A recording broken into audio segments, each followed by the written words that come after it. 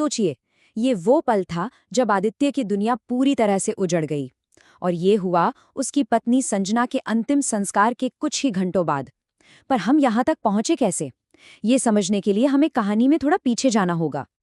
तो इस कहानी की शुरुआत मौत से नहीं, बल्कि देवगढ़ नाम के एक छोटे से कस्बे में एक बहुत ही उलझे हुए प्यार से होती है।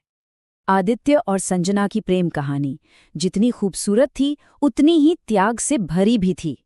ये कहानी टिकी थी श्रुति के एक बहुत बड़े त्याग पर, जिसने अपनी बहन की खुशी के लिए अपना प्यार कुर्बान कर दिया।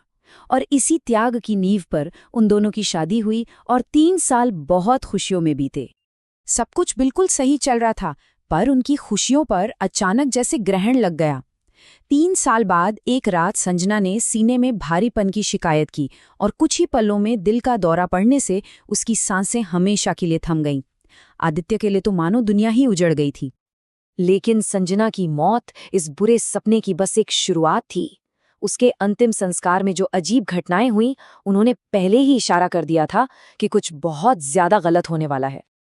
और हुआ भी वही।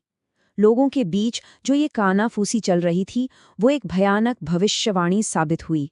उसी रात आदित्य का सामना उस चीज से हुआ जिसे वो समझ रहा था कि वो हमेशा के लिए खो चुका है।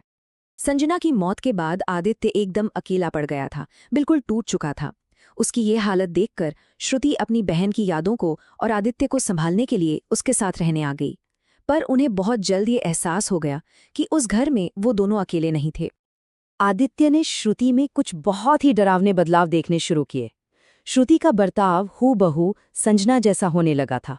वो उसी की तरह चलती, उसी की तरह बोलती, और तो और वो ऐसे राज बताने लगी थी जो सिर्फ और सिर्फ संजना ही जान सकती थी।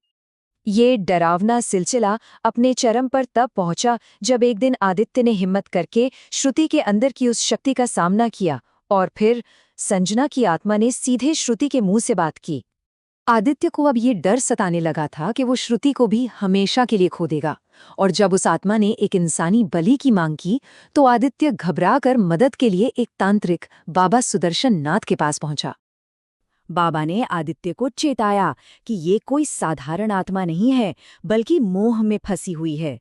मोह यानी एक ऐसा गहरा लगाव जो आत्मा को इस दुनिया से बांध लेता है, और जब ये लगाव हद से ज्यादा बढ़ जाए तो प्यार और पागलपन के बीच का फर्क ही मिट जाता है।